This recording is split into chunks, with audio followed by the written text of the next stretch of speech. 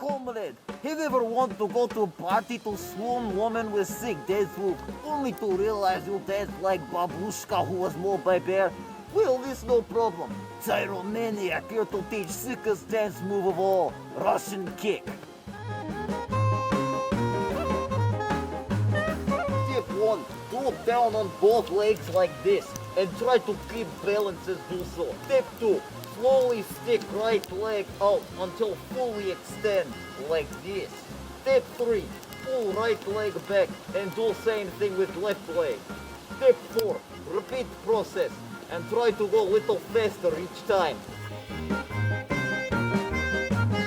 Step 6, add hop in between and try to make all one motion. Step 7, speed it up. Do Russian kick properly. And that, comrade, is how you make Russian kick do properly. Now you are talk of party, and even Bablushka take pride in how well you know how to dance. And now, for demonstration of full, proper Russian kick,